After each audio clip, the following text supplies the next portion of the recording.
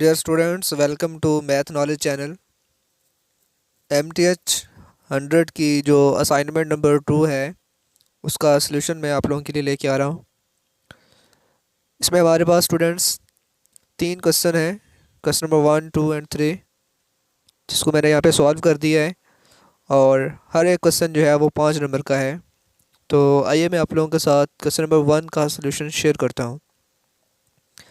Question number 1 में उसने हमसे कहा था कि if an-4 is equal to 3n-6, अगर हमारे पास एक अर्थमेटिक सीक्वेंस जो है ये हो तो आपने इसकी nth टर्म को फाइंड करना है।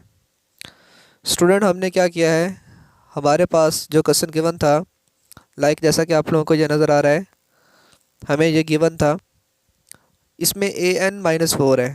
तो हमने क्या करना है, हमने n-4 है तो हमने n लाना है। तो हमने क्या करना है, हमने n की जगह पे रिप्लेसिंग कर देनी है n+4 की।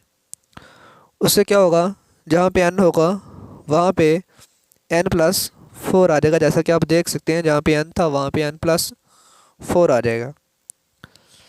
बाकी इधर यहाँ पे x था, n है, तो वहाँ पे भी क्या आ जाएगा, n+4 आ जाएगा। इसके बाद क्या होगा जी, इसको सॉल्व करेंगे, माइनस का 4 पॉजिटिव के 4 से कैंसिल होकर an बन जाएगा, जो कि हमने फाइंड करना था nth टर्म को, और 3n और 3 4 से मल्टीपल होगा तो 12 बन जाएगा। ठीक है, इसी तरह से हमारे पास हम यहाँ पे देख सकते हैं कि हमारे पास जब मल्टीपल होता है 12 और 12 में से 6 निकाल देंगे तो 6, तो हमारे पास फर्स्ट क्वेश्चन का जो फाइनल आंसर है an is equal to 3n+6 हमें मिल जाता है। क्वेश्चन नंबर 2 में स्टूडेंट हमसे उसने पूछा था कि find the value of cos 105 degree by using the formula. अब ये फार्मूला क्या था, तो आइए मैं क्वेश्चन में बताता हूँ। क्वेश्चन हमारे पास है जी, कॉस 105 डिग्री है, तो हमने इसको क्या लिख सकते हैं, हम इसको 60 + 45 डिग्री मैंने लिख दिया। यही हमने क्यों लिखा है, ये हमारे पास स्टैंडर्ड्स वैल्यू होती हैं, इनका आंसर हमें पता होता है। अगर आप लोगों को याद हो, आपने छोटी क्लासेस में एक टेबल याद किया होगा जिसमें 0, 30, 60 और 45 और 90 डिग्री की वैल्यू दी होती हैं साइन कॉस टेन की।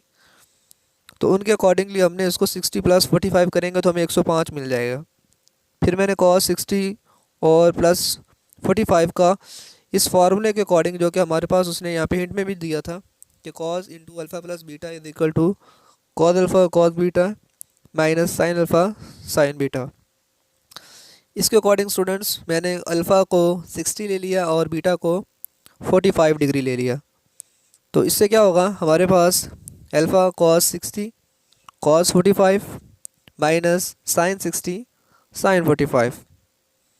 और स्टूडेंट्स आपको उनकी वैल्यूज़ का भी पता होगा कि उनकी वैल्यूज़ क्या थी।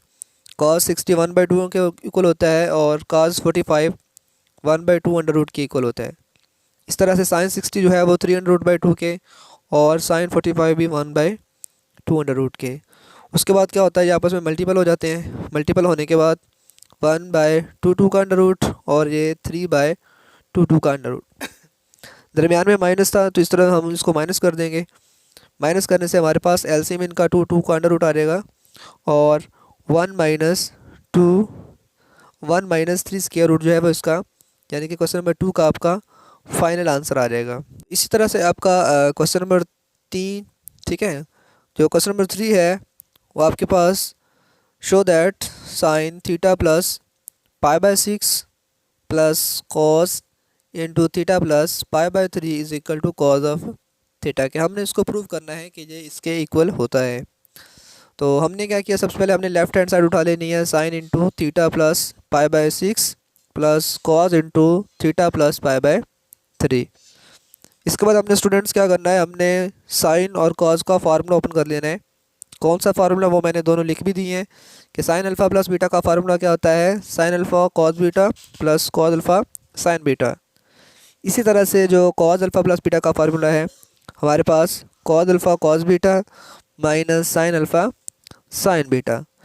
तो अब हम क्या करेंगे स्टूडेंट्स, हम इसके मुताबिक, ठीक है, इसको ओपन कर रहा हूँ इस फार्मूले के अकॉर्डिंग। देखें, साइन अल्फ़ा, अल्फ़ा में हमारे पास थीटा है तो साइन थीटा बन गया, फिर कॉस बीटा, और कॉस बीटा में हमारे पास पाई बाई 6 थी तो वो कॉस पाई बाई 6।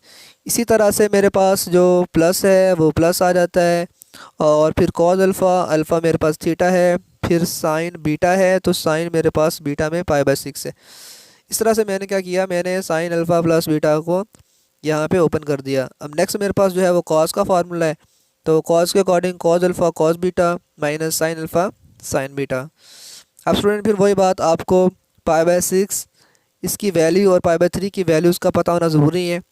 जो कॉस पाई बाई 6 की वैल्यू स्टूडेंट्स होती है वो हमारे पास होती है 3 स्क्वायर रूट बाई 2 के, और बाकी थीटा हमारे पास वैसे आते जाएंगे। इसी तरह से साइन पाई बाई 36 जो है वो भी हमारे पास 1/2 अंडर रूट 2 के इक्वल होता है।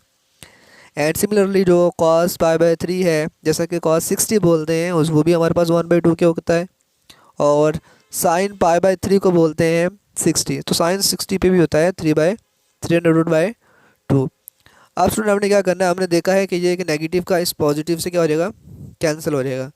जब ये कैंसिल हो जाएगा हमारे पास, तो cos theta into 1/2 plus cos theta into 1/2 आपके पास बच जाएंगे। कॉस थीटा मैंने कॉमन ले लिया, 1/2 प्लस 1/2, एलसीएम लेने से 2 1 प्लस 1 और 2 प्लस 2 क्या हो जाएंगे, एक दूसरे से कैंसिल हो जाएंगे। कैंसिल होने के बाद 2/2 1 और 1 मल्टीप्लाई हो जाएगा कॉस थीटा से। तो हमारे पास इसका होने के बाद हमारे पास इसका फाइनल आंसर आ जाता है जो कॉस ऑफ थीटा, और यही हमने क्या करना था स्टूडेंट्स, प्रूव करना था।